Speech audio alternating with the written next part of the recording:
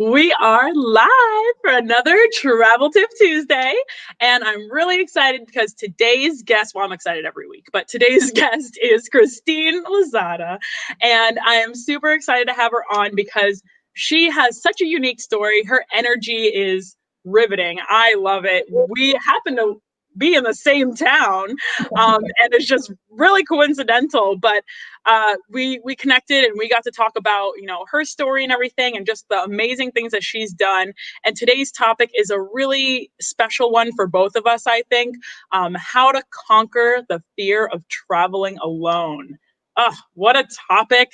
And I'm so excited to delve deep into it with Christine because it is going to be amazing, and her passion for it all, as you guys will see, is great. So without further ado, thank you, Christine, for joining us today. Of course. So I do want to start this off. Who are you? Introduce yourself. And how did you start traveling?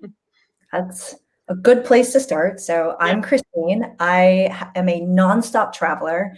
I'm a California girl, but it wasn't until lockdown actually that I had more of a home base, kind of near your home base in South Florida. But I have home bases in South Florida and San Diego, but I have been a travel vlogger on YouTube and a creator on Instagram for the last year. But I've basically been nonstop traveling for the last 7 years, and the majority of that is alone. So that's a little bit about me. So cool. And honestly, I think that there's so much to unpack on that, and we will a little bit later, but there is so much fear behind traveling alone. And I think that, can you tell people a little bit about how you got into that and how you got to the point of traveling alone? Like maybe your first solo trip and what that looked like. Yeah, I think it's really easy to focus on the scary part of it, right? Like why you might not want to. But let's start with talking about why you might want to, because when you can focus on that part that gets you really excited to do it, and you have that real reason why you want to travel alone, that might flip how you think about it. So for me, if I don't travel alone, there's a chance that I just will never see that place, right? Like whether it's, hey, Lucie, do you want to go on this trip with me? Like, oh, I'm not available, or I'm not free. Is that going to stop me from going and potentially never going? Right. And that allows me, like, just freeing myself to just go and not wait for others is something that's really important to me, because what if you don't have that chance again? Right. And I think the second thing about why is, I think especially as women, as caretakers who are always like worrying about other people, worrying about our friends and family and our significant others, like this is the time to be selfish. Like traveling solo is awesome because you do whatever you want, whenever you want, whatever you want, whenever you want. Do you want to wake up at 10 a.m. and eat ice cream for breakfast and spend the rest of the day drinking champagne, and then go rock climbing right before the gym closes at night, and then go on a hike in the jungle in Colombia afterwards? Yeah, you can absolutely do that. And that's something weird that I've done in Colombia, traveling solo.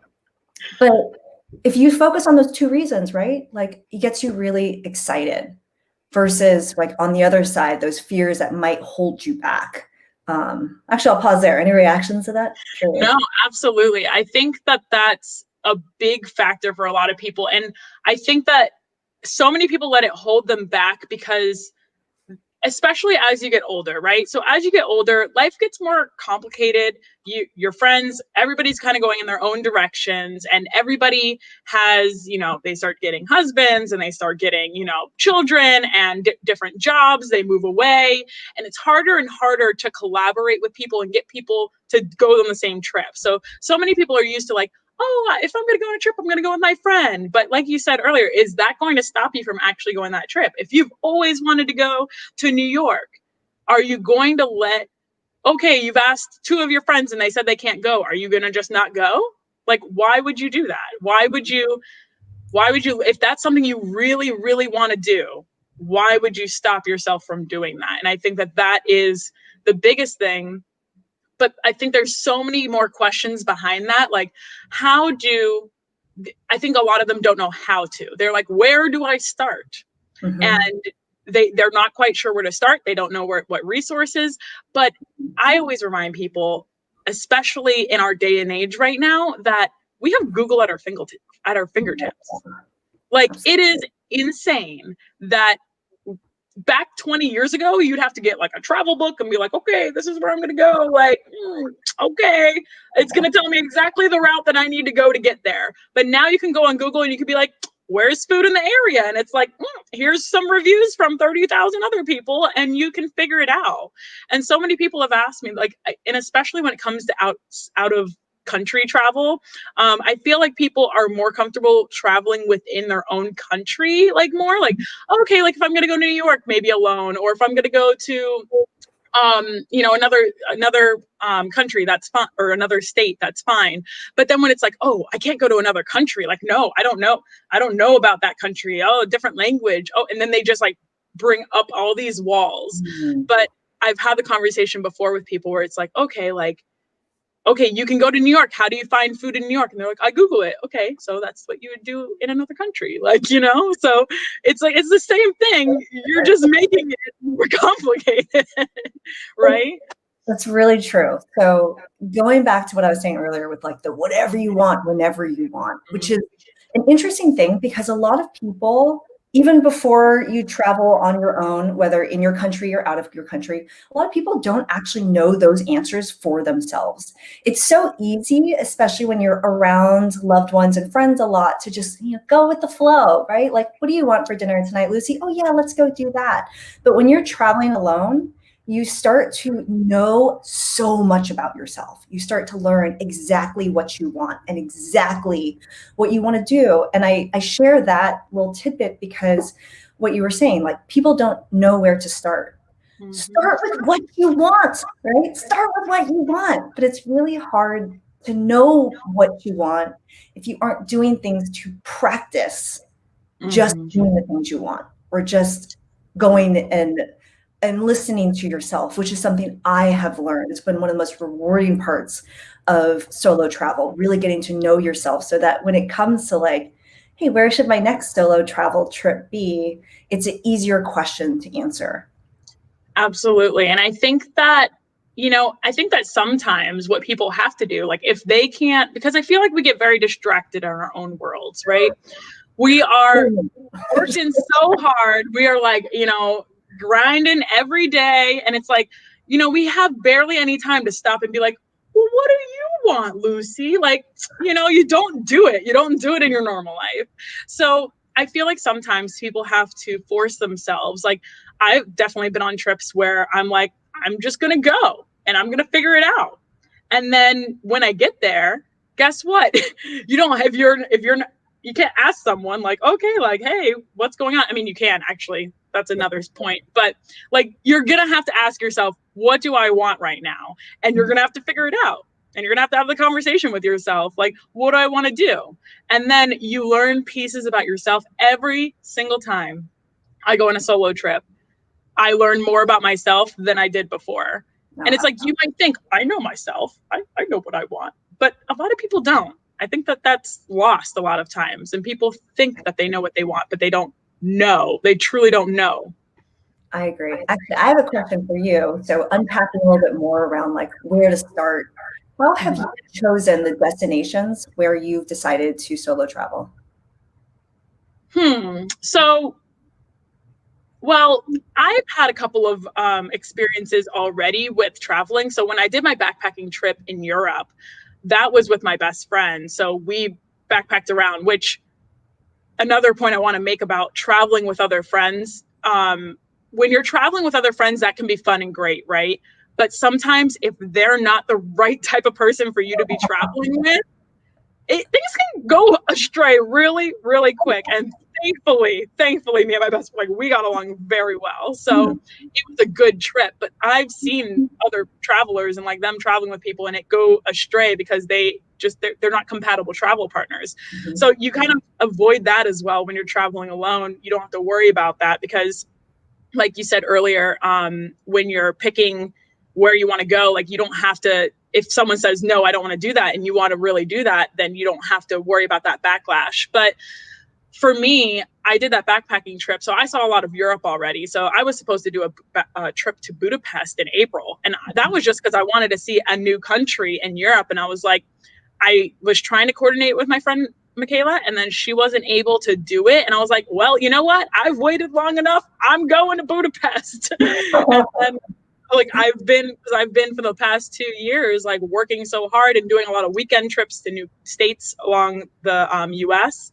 And pretty much it's like, I can't tell you exactly what made me attempt my first solo trip, but I can say that after that point, I think it was just, I always like to try new places. And if I ask people, like I'll ask people suggestions on where they think, like if people tell me something interesting or like something about a place and I've like, oh, I've never thought about that. And I might look into it a little bit, go down that rabbit hole of looking into a place.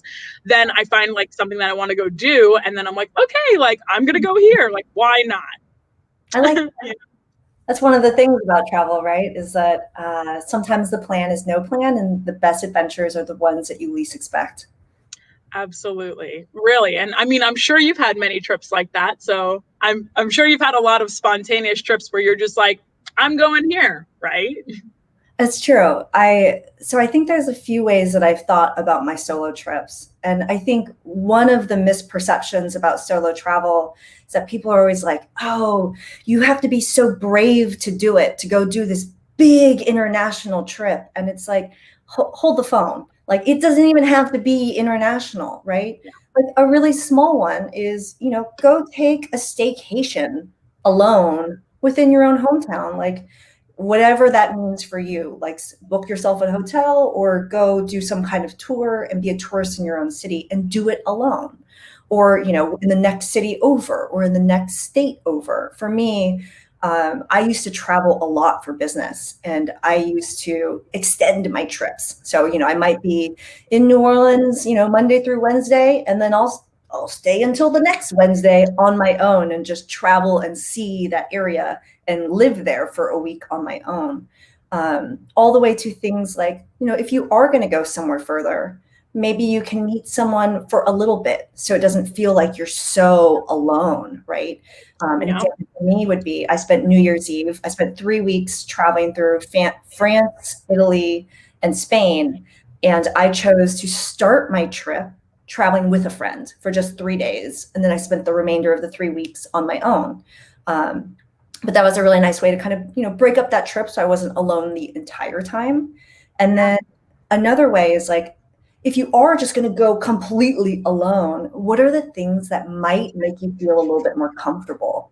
So another example is I'm going to go solo travel through Mexico on my own in 2 weeks. And I'm going to Mexico because I can speak un poco de español, and it's really bad, but it's enough that I'm always understood. And that gives me a little bit more comfort versus when I traveled in Vietnam for 3 weeks alone.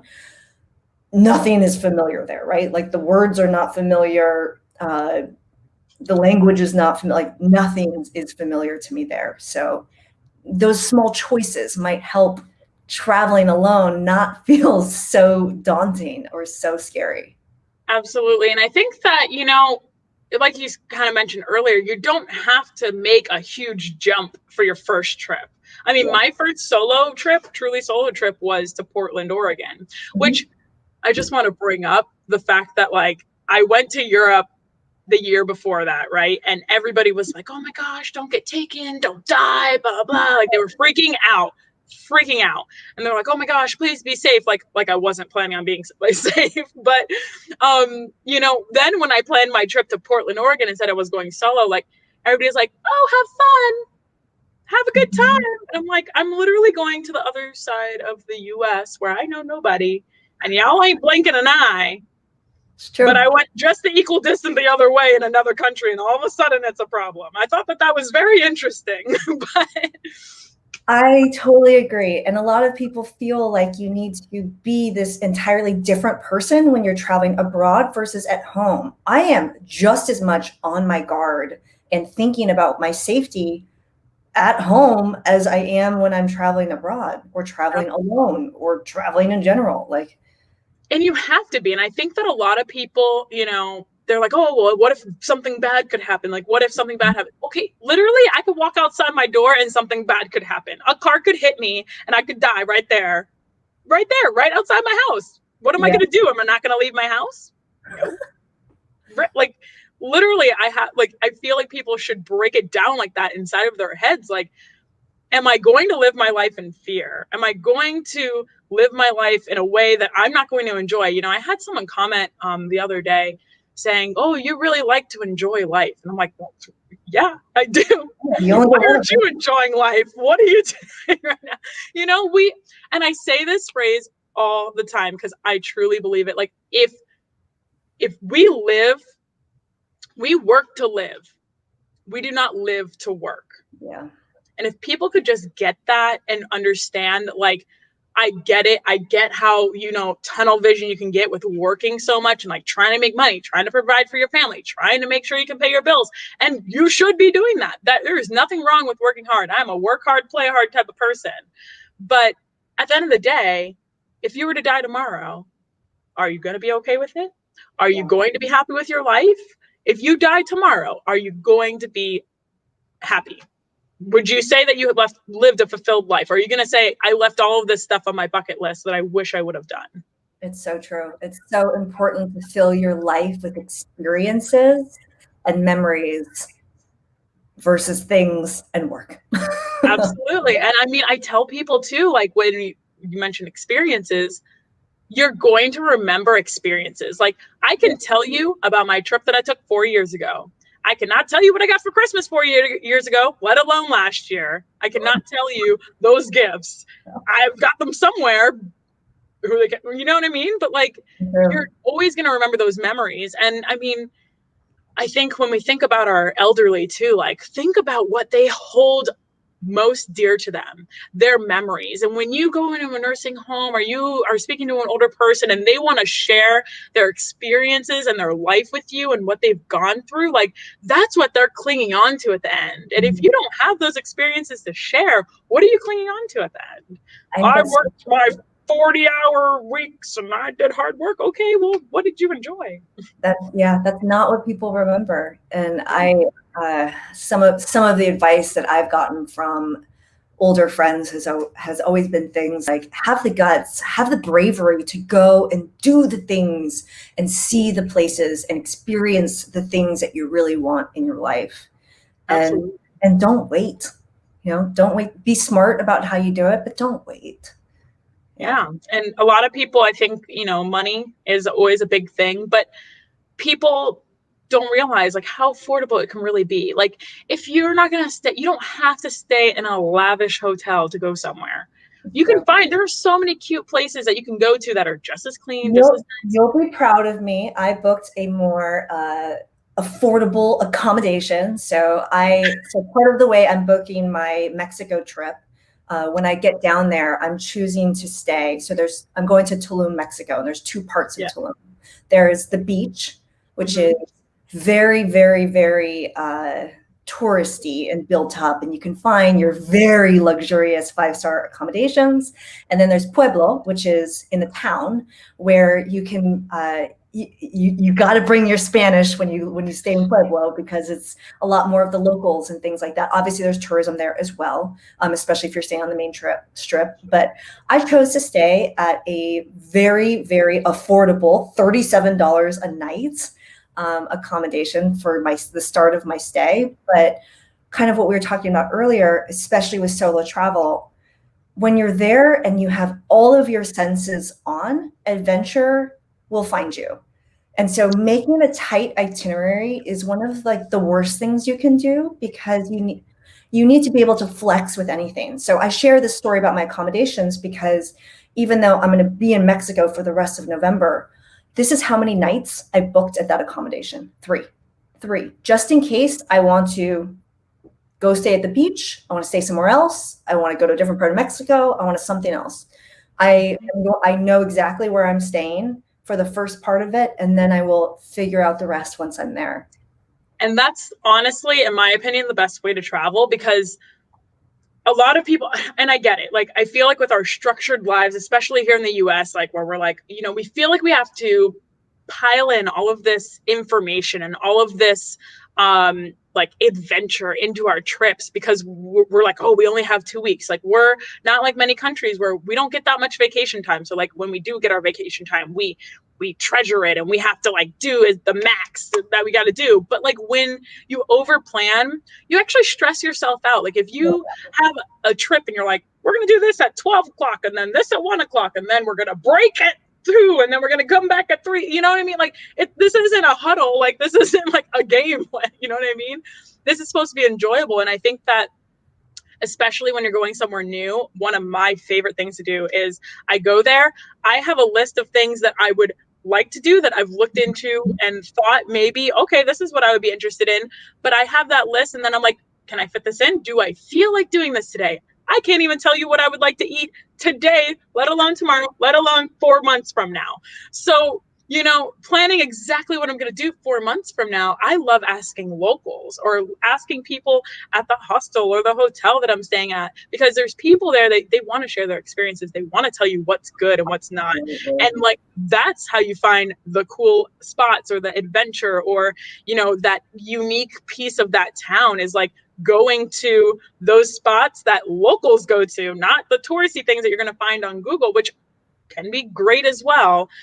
But there's only so much that you can discover like on the internet. And I think just going there and asking people is very valuable. And you, in order to do that, you have to have a looser schedule, because if they tell you, you have to do this, this, and this, and you're like, it doesn't fit in the schedule. Doesn't work, right? I was feeling exactly that. So I just wrapped up I spent a week just in Sarasota, Florida, traveling solo. And I only knew, so I knew where I was staying and I had the list of like kind of, you know, some of the things I knew I wanted to do. And aside from like, I don't know, going to like one tour or one outdoor show, for example, otherwise I had booked that ticket, but nothing else. And one of my favorite things to do is to ask the locals. And it's so much fun to ask because, I mean, think about the times that you have been asked by a stranger, right? What's your favorite place to go? Fill in the blank, right? And like one of the things I always do when I travel is I chase sunrises and sunsets with my drone. And so one of my favorite things to do is ask the locals, what's your favorite place to catch the sunrise or catch the sunset, which leads into, and then where would you grab breakfast afterwards? Oh, and like, you know, where would you get drinks afterwards? Or like fill in the blank, right? And then they get into like telling you their whole life story about the area. But the best tips come from that. Absolutely. I mean, it was just 4 days ago where I was asked that, right? when we met. Yeah, no, I think it's like a great way. And you know, you mentioned your drones, and I want people, you know, you have so much that you do to try and educate people on traveling. So for you, if you guys are watching right now, you guys got to go and check out her channel. Let me just say, where in the world is CL? But there's more. I feel like this is a commercial, but there's more. For only the price of $0.00 you could add on. You have another channel that you do to try and inspire people to use a drone. And you showed your tips and tricks for doing drone and just like learning that whole aspect, which I feel like people would want to do, but nobody knows how to really start it or figure it out. I guess just like solo travel, there's this misperception that flying a drone is hard and it's scary and fill in the blank with a million things. So you're right. I have my travel YouTube channel where I focus really hard on providing literally helpful destination guides, travel tips and tricks and hacks. And I separately have a channel that's really around flying drones, how to get into it. I have videos on there like, flying a drone is so easy. My mom did it. I gave her almost zero instruction, and she did a phenomenal job flying my DJI Mavic Air 2. I just put out another video about, because being a solo traveler, who's gonna take your pictures? A drone is a perfect thing to not only take your pictures, but take your videos. And so I have lots of videos of myself kayaking, snow skiing down mountains, et cetera, et cetera. And people are always like, how do you get these shots? And so I put out a video about how I fly my drone while kayaking and tips for how to do it. It's kind of a fun one, but You're right. That's cool. No, I mean, and it is true. And that's actually one of the questions I get a lot. Like people, it's funny because when I post on Facebook, like, oh, my pictures and my solo travel and everything, and people are like, who's taking your photos? Like acting like I'm lying about being on my solo trip. Like, well, that's an option. I don't have a drone, but I have a tripod, and I also have the ability to ask a person to take a photo for me. So actually, I have a couple tips for that because I don't know. Sometimes like you do want to ask a stranger. Sometimes you don't. But a couple tips if you do ask a stranger, because sometimes they'll take a photo and you'll look at it and you'll be like, "Wow, that's really bad." Yeah, One that I'll use in a clutch. I don't totally recommend it because the quality is reduced. Put your phone to video and then in the best video settings. So on mine, 4K, and then have them just hold your phone still and get into the shot, like frame it for them. So they're just holding it. It's on video. Go do all your poses, like whatever you got to do, right? And then screenshot within that. That's one way. If someone knows how to take a burst shot, that's even better. Tripods, phenomenal. Another app I use, sorry, is my last one. I have an app called Photo Timer, 321 Photo Timer, and you can set it so that every 2 seconds it's taking a picture for up to 50 pictures. Sometimes I'll just put this down on a table and put my phone up against it, and then I'll just be the weirdo that's posing in front of the table. Hey, gotta be shameless. And it's and that's a great tip that you brought up too about like having other people do it, because they're like, but how do you get them to do it so well? I literally frame it for them. I'm like, this is how it needs to be, just like right here, you move right here. I mean, and it's fine, but I always offer, like, I'll always offer to take someone else's photo. I'll be like, do you want me to take your photo? And then be like, oh, like, and then they're like, oh yeah, that would be so great, especially if they're a couple, because they want that too. And then they feel, they're like, oh, of course, so you want me to take your photo? And then after you've already done them a favor, which I feel like I take pretty good photos. So whenever I'm taking, their photo, I'm like, they're not going to be sad with it. So, they always want to help you out. But there's so many. That's a great app that you brought up. So I think that's another key point as well. Now, getting back into solo travel and just like what really people are afraid of. I think that there's a lot of negativity out there as well. And I want to bring this back because there's so much negativity going on in the world, right? And I feel like one of the biggest things that you have to do as a solo traveler is really, you got to turn that negativity and put it into positivity. And you've really got to, be aware of your surroundings, but you have to trust yourself too. Like when you go out there and you're trying to experience things, there's nothing wrong with, exploring and such like that. Be safe. You can be safe. Be aware of your surroundings, I think, is the biggest thing too. And just be cognizant. You just have to trust your instincts. Like if something feels wrong, then think it might be wrong, just leave the situation. Don't go down a dark alley where there's knives on the road. I don't know. Like that's a very, but you know what I mean? Like, it's just as simple when you're traveling alone. And I think that a lot of people forget just those simple things to be aware of when they're traveling. I agree. There are several things I do both in the moment and planning ahead to make sure I'm safe when I'm traveling. And these are actually often things I will do when I'm not traveling also. But the first one, which is kind of it's a tough one to convey, and I'll do my best, but it's really about the vibe you give off. The way you look. This is the time for RBF. You got resting bitch face, now's the time for it. The vibe that you put on, if you look lost, if you look scared, other people will probably pick up on that, right? So, and a simple example will be when I'm traveling alone and I'm walking somewhere, I am walking with purpose. I'm walking upright. I'm walking with my shoulders down and back. I am walking not at a slow, strolling pace, looking at my phone, looking at a map, wandering around, like I'm walking somewhere. It doesn't mean I don't enjoy the places I'm walking to, but I'm using that style of walking depending on where I'm at. So that's an example. Like a New Yorker. like a New Yorker. Well, I spent 4 years living in New York, so yeah. But so another one is planning the type of accommodation and when you're arriving. So if you're coming into, let's say, Budapest, maybe you shouldn't arrive on the flight that gets you in at 2 a.m. at night, right? I try my absolute hardest, if not every single time, to arrive at my destination in the daytime. I have had problems before traveling at night. That's just not the time that you want to be alone and having those problems. So arriving during the day is a big one for me. And another one is around where I choose my accommodations. Yeah, if I'm staying with 10 friends in a big house, maybe we can like stay off the main path where you're walking down a weird alleyway to get there. That is not the time when you're traveling solo.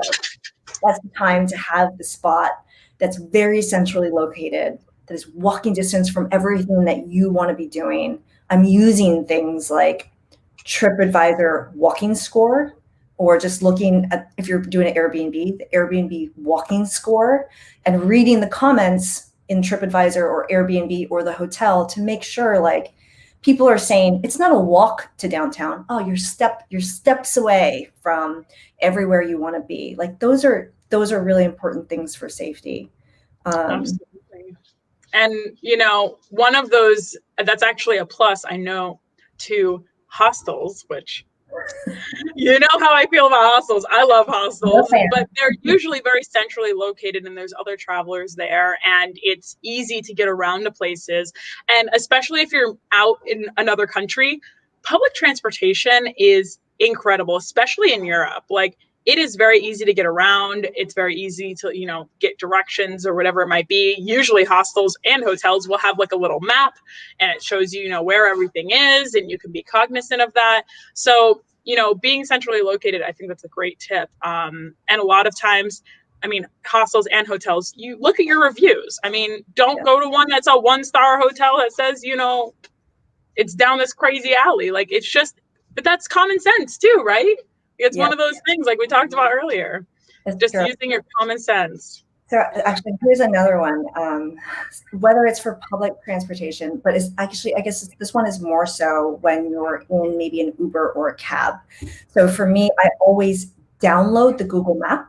And if you don't know how to do that, I have a YouTube video on that. But especially when you're abroad, you can, if you don't have Wi-Fi and you don't have a phone plan out there, you can still see your location with your blue dot on where you're going. So you get into a cab, and you show them the business card of the hostel you're staying at, and you're like, oh, take me here. You can track along to make sure that driver's taking you to the right place. Because there are other things that I do, like every time before I travel somewhere, I like to read the wikitravel.org or .com for the safety section, and it will tell you oftentimes like what kind of issues, if any, with crime is happening in that area, or common scams. Because a common scam, for example, in some of the countries I've traveled to is you get into a cab and they will drive you not to your destination, but to somewhere else where not necessarily something bad happens to you, but somewhere else where you either have to jump on a different transportation or they're taking you to somewhere you need to like look at tourist trinkets or things like that. And you just need to be aware of those things beforehand. Yeah. And I think that definitely goes for probably some of the other countries, because you've been to a lot of countries, right? How many countries have you been to, Christine? So I'm still working on counting that part, but I have been to 6 countries alone. Okay. 7 after next month. Okay, very nice. And I know a lot of those are more obscure countries too. So I'm sure that those tips are very valuable in there. And I think that, in those situations, like if you're in big cities and such, if the public transportation system is good, like the trains and everything, it can be just as affordable as taking, those cabs, and there's other people there. So you feel safer, if something bad's going to happen, like nothing bad's going to happen to you when there's 100 people watching type of thing. Yeah. So I think that that's something to keep in mind as well. And just be aware of your surroundings. I think that that's a really big one. Trust your instincts. That's so true. Because one thing I love to do is to go out and to drink and to party, which I will still do when I'm traveling solo. But there are additional things that, I'm like a little bit more cautious of, right? Like it might not be the time that you get insanely hammered, right? Doesn't mean I'm not drinking, but I'm never out of control. There's even small things like if you're getting ready to leave somewhere and you are calling an Uber, I will go to the bathroom to call that Uber because I don't want anyone looking at my phone, knowing that I'm leaving and potentially seeing the destination I'm going to. And then when I leave a location like that, like I will Irish exit out of there. Like no one will know I have left. I will leave very suddenly. And then like small things, like when you get to your hostel or hotel, your accommodations, if there's an elevator and you're in the elevator bank and other people are suddenly coming into the elevator with you, especially if you're a solo female and there's a bunch of men coming in, like, oh, I'm so sorry. I actually have a phone call. You guys go ahead, right? Like I'm not going to get into an elevator with a bunch of men at night, just in case. And even something weird. I'm sure I'll be fine, but what if you all get off on the same floor and then they know exactly what room you're in? Yeah. Like, that's awkward too. Like, just, I don't know. Let them pick the car or you pick the next car. Absolutely. And I think one of the other things too is that like, and you sort of briefed on this earlier with, it doesn't always have to be fully alone, right? So when I traveled solo to Portland, I actually stayed in a hostel. If you guys didn't know that hostels exist in the US, they do.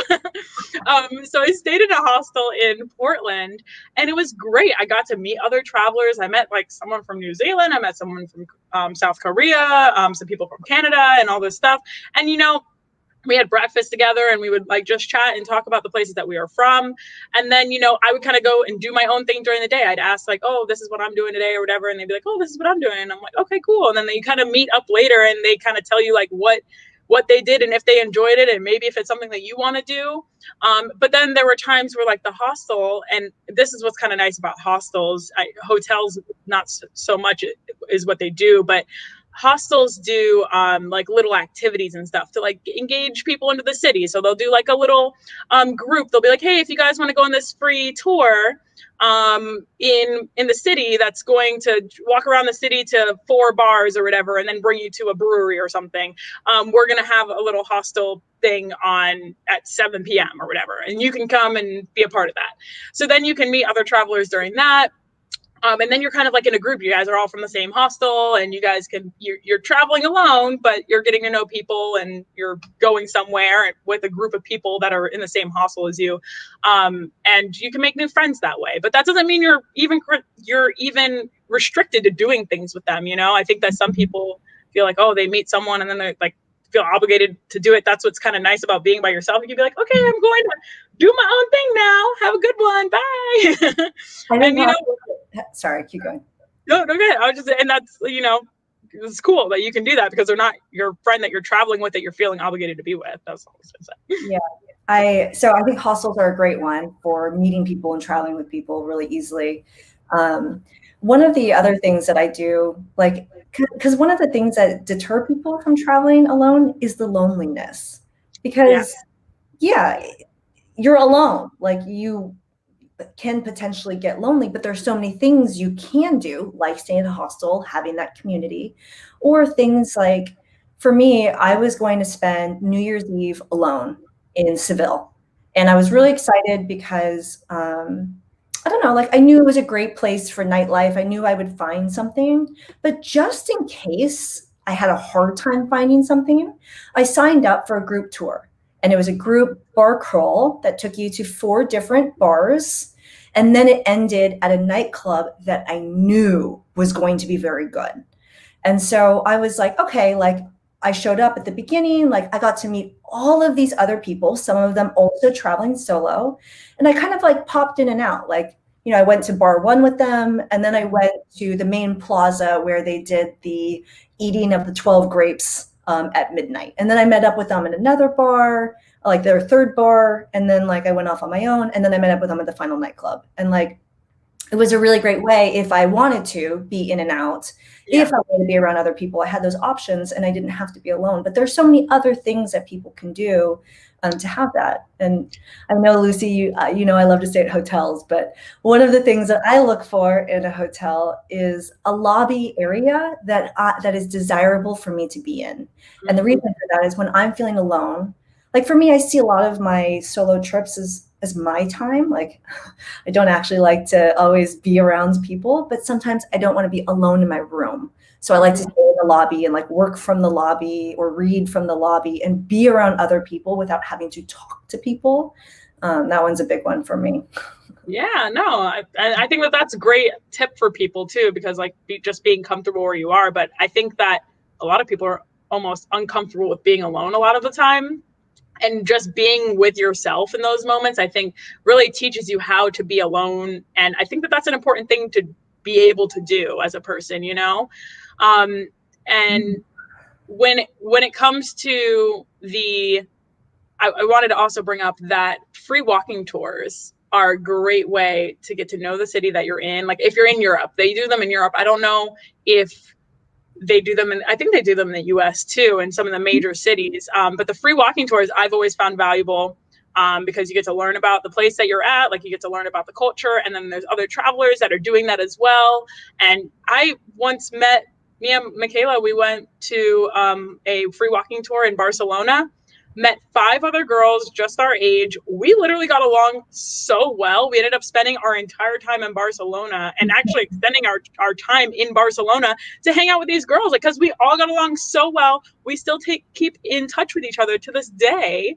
Like I've even one lives in Chicago now, and like I went and visited her last year, like after the trip and everything. Like you know, you meet all of these people, and it's just I love it. I love meeting people when traveling. It's and eating food. I love the food over there too, to be honest. But I think that you know, a lot of people like they are afraid of that loneliness, and it doesn't have to be so lonely. If you don't want it to be lonely, it doesn't have to be. You can meet people and you can make new friends, and I've met friends now all over the world that if I needed a place to stay, if I was going to New Zealand, I have a friend in New Zealand now, and he'd be like, yeah, of course you can stay here. And I have a friend in Madrid now. Like That's awesome.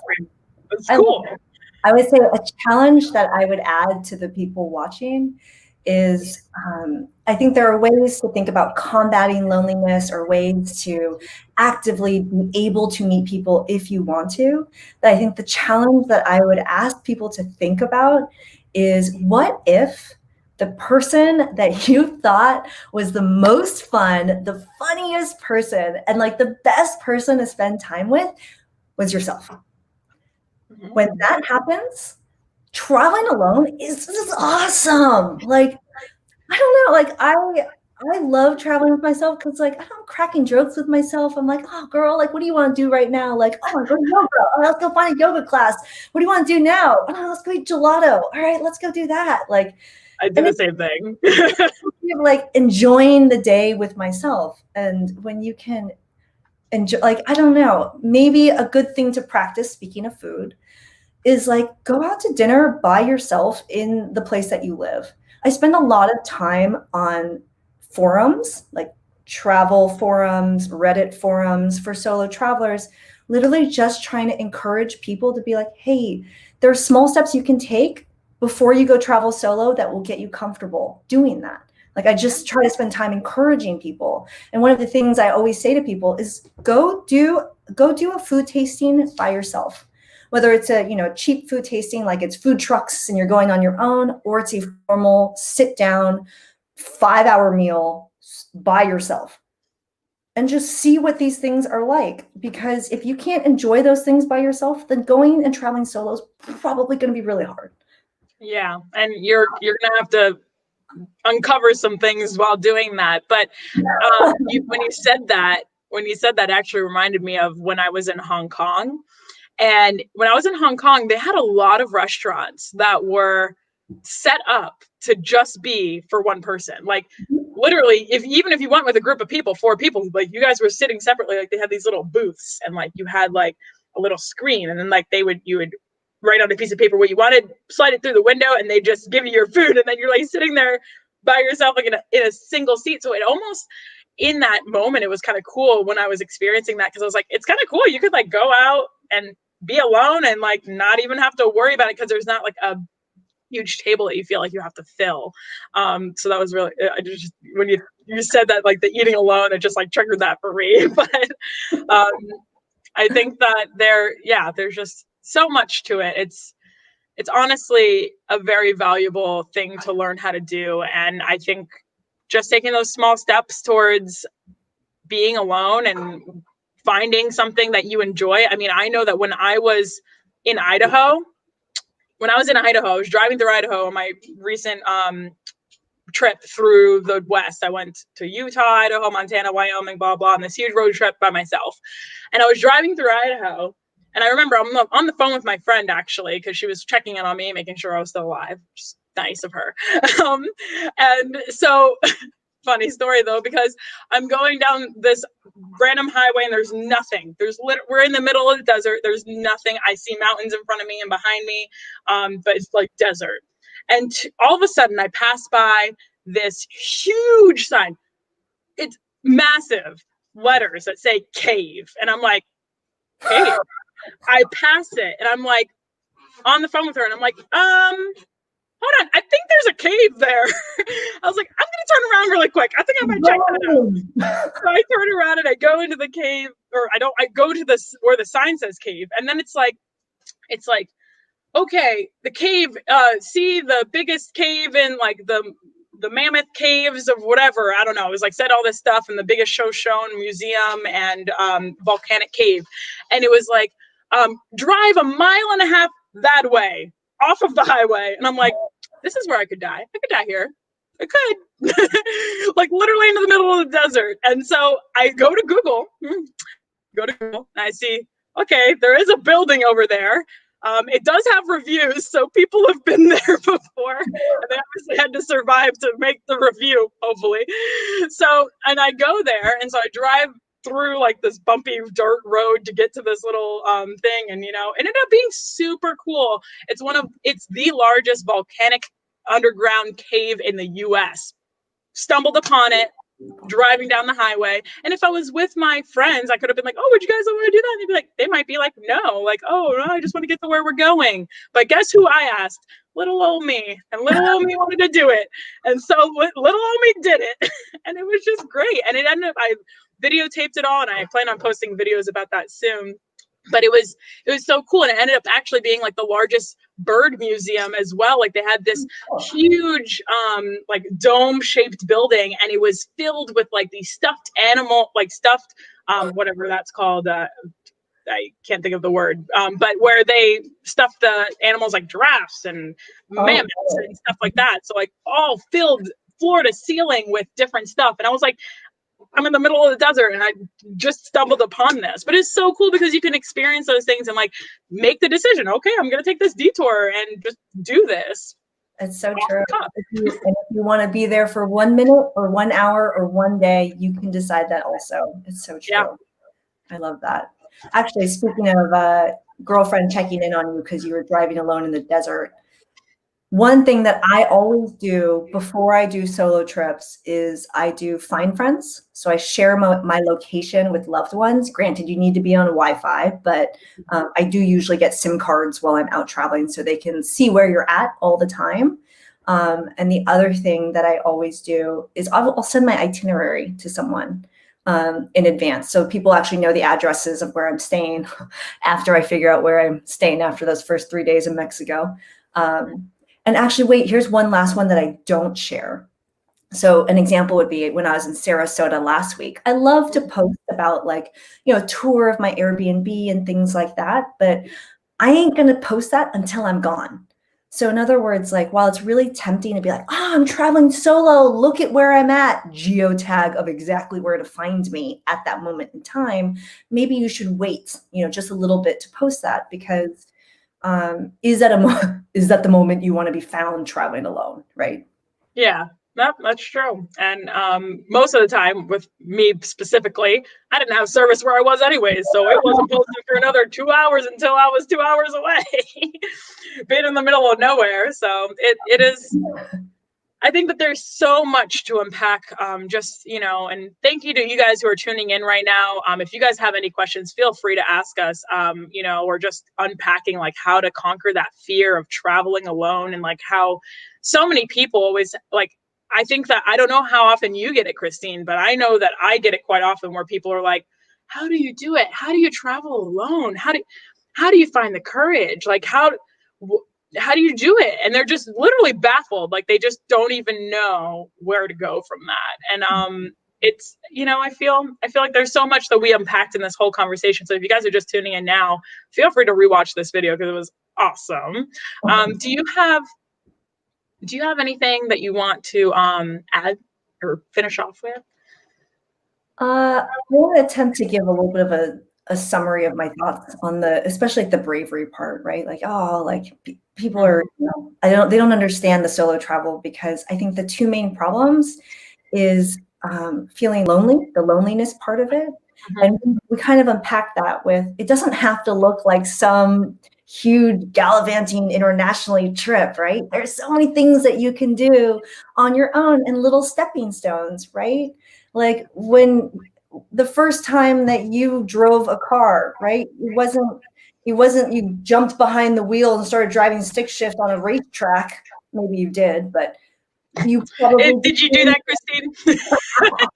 things like practice in a parking lot, you know, like practice and practice and practice. Like this is a terrible example, but basically there are other ways you can travel alone versus just jumping into the deep end. So that loneliness doesn't have to be so intense, especially if you're practicing or doing travels by meeting people for a little bit, or doing things like staying at hostels, or doing things like doing group tours. And the other part is the thing I see the problem being for a lot of people is the safety aspect of it. But there's a lot that you can do to be really smart, to put off the right vibe, to plan ahead, to not arrive late at night, small things like that. But they all add up to creating a phenomenal trip. And the upside, right, is the potential to have these phenomenal life experiences and get to know yourself in ways that are just, no one can take away from you. Yeah, no. And it's almost indescribable, the feeling that you get from it too. Like I can't fully put into words like what travel has truly done for me.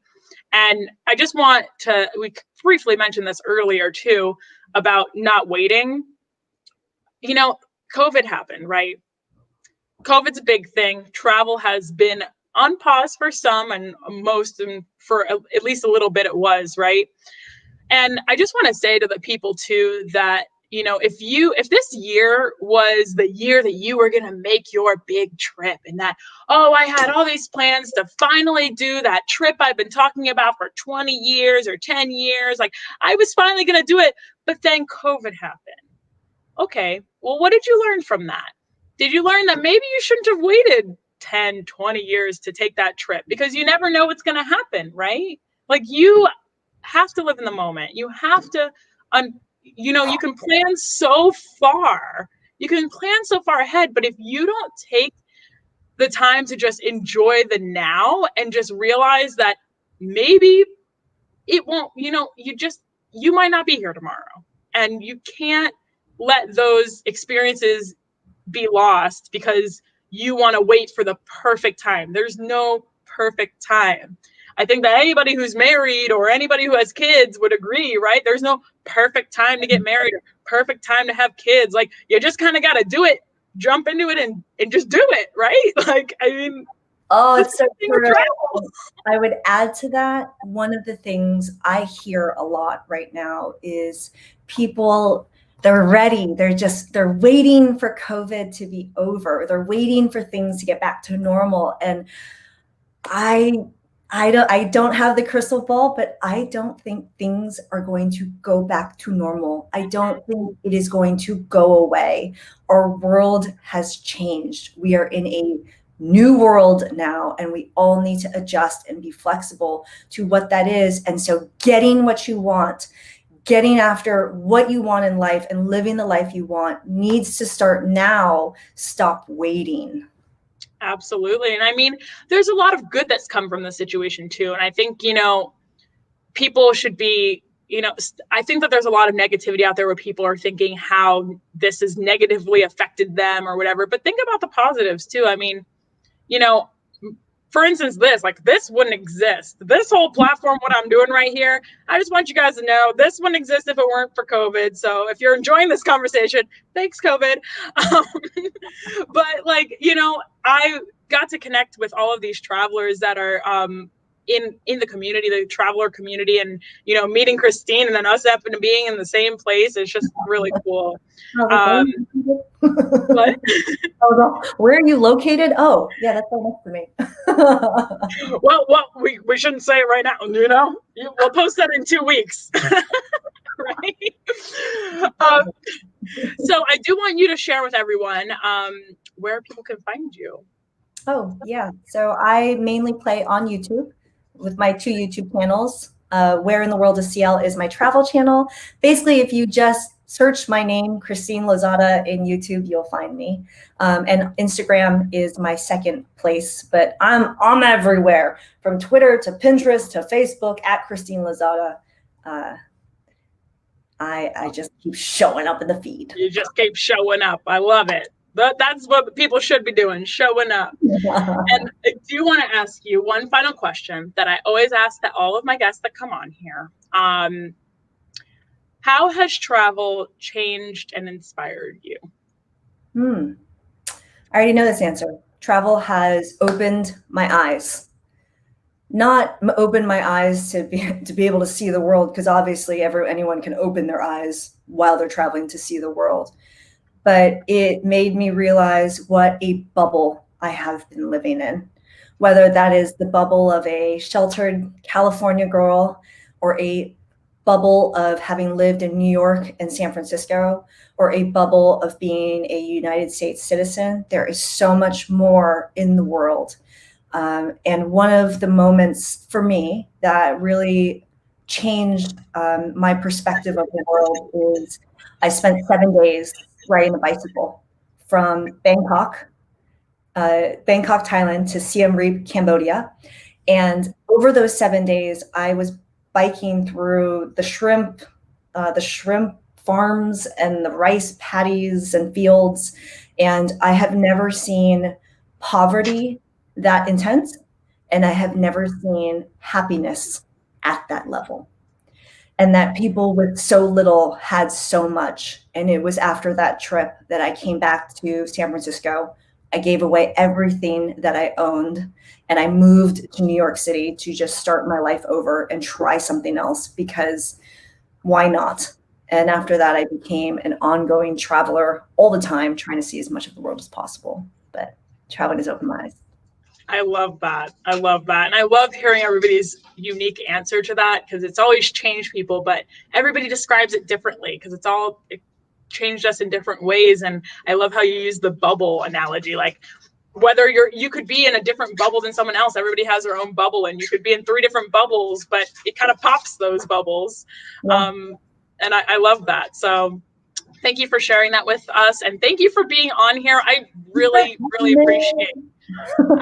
appreciate you being on here and sharing all of your knowledge and just having the awesome conversation of how to conquer the fear of traveling alone. I think it's a great topic. And if you guys are tuning in just now, rewatch this video, because it was a treat to speak with Christine. And check her out on YouTube, Instagram, all the grams or whatever they are, channels. And I do want to let you guys know that I do go live, and sorry, my dog is squeaking a toy behind me, but I do go live every Tuesday at 7 p.m. Eastern Standard Time with a new Travel Tip Tuesday and a new guest, so that I can share with you guys new topics about travel, so you guys can be inspired, whatever that topic might be. So go ahead and follow me on Instagram at The Traveling Lucie, and subscribe to my channel, the YouTube channel, The Traveling Lucie, so you guys can stay up to date and hopefully check out some of our other videos. So thank you so much again for being on, Christine, and thank you to those of you who are watching. I hope you guys enjoyed this. Leave your feedback in the comments, and we will see you guys in another day. See you guys next week. Have an amazing week. Bye.